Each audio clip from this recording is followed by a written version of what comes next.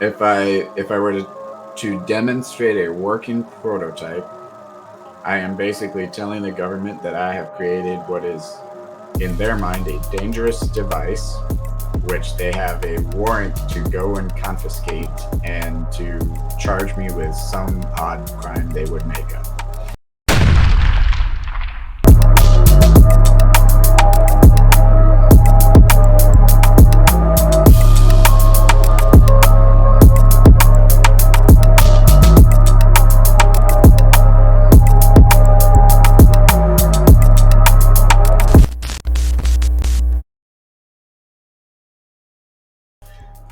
Let me add that. Yep. Yeah. So second one here is a ionic drive circuit. So what I'm showing here is just a basic YouTuber kind of explaining how this works on the Plasma channel, and that's a QR code linking to his video if you want to go and watch great content.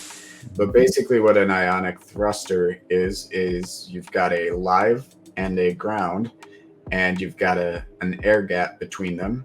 And because you're feeding power into it, your spark is going to arc between your live to your ground. And in this, it's really hard to see it, but he's using basically fishing wire there as his live, and he's firing into these copper sleeves as his ground.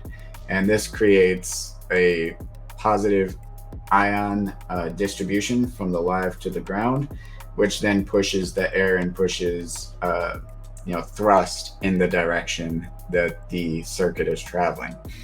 Now, this was a bit of a new concept that they just started demonstrating an MIT glider with this a few years back, and now we're seeing YouTubers bring out pretty rudimentary designs like this.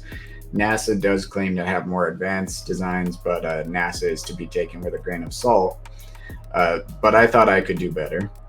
So what I did is I took this live terminal and I made it a honeycomb apparatus with these very sharp barbs off the back end, and it's got 8 actual connections for the live, and it's meant to be 3D printed in a resin printer and then electroplated in silver.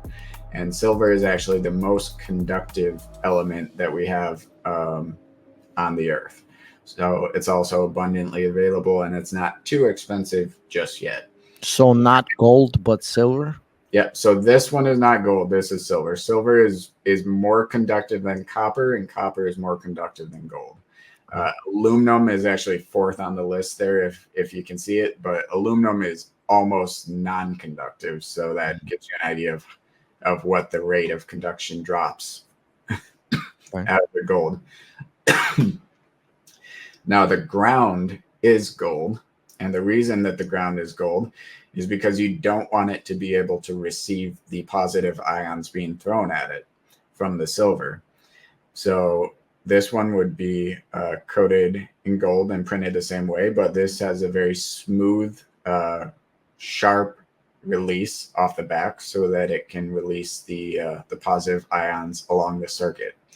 Now, when I say circuit, this is what I mean. So I created a system where we are doing 2 lives at the beginning and 2 grounds at the end, and we are alternating between them. And what this does is the first live is firing to the 3rd disc, but before those positive ions can settle on the 3rd disc, the second live is catching them and it's shooting them to the 5th disc.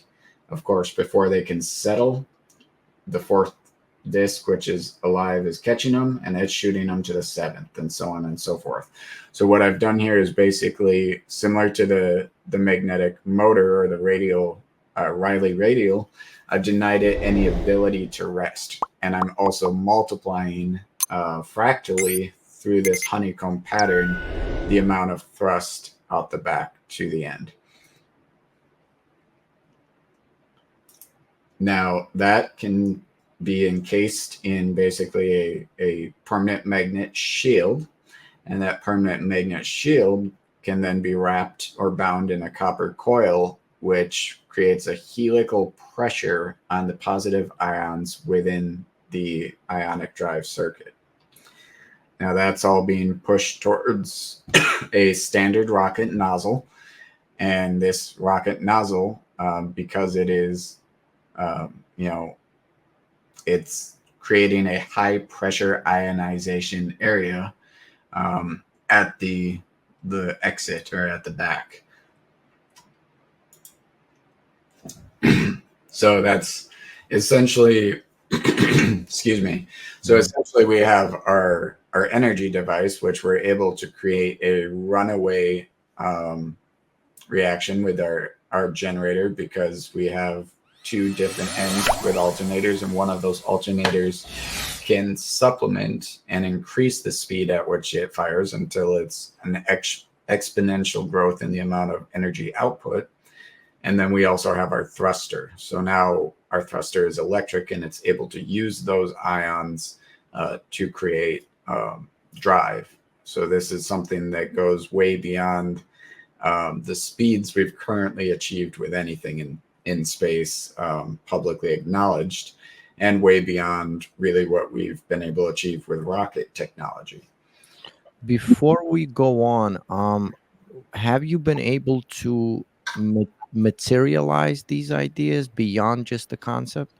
So I'll put it this way: if I were to demonstrate a working prototype, I am basically telling the government that I have created what is, in their mind, a dangerous device, which they have a warrant to go and confiscate and to charge me with some odd crime they would make up.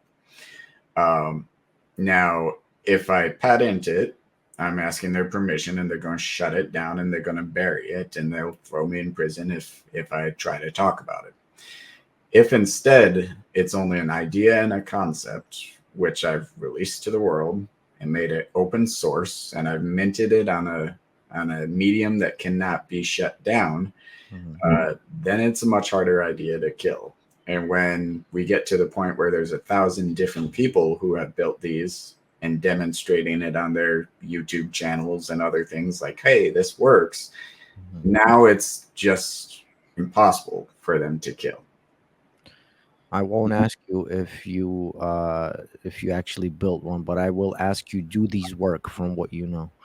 These scientifically are proven to work. Both of the models I've shown so far are absolutely within the laws of acknowledged physics, not just like random, sideshow physics. Like Faraday's law denotes that the Rayleigh radial can and will work within accepted mainstream physics. There is no possible way to disprove it without changing the laws of physics as we know them.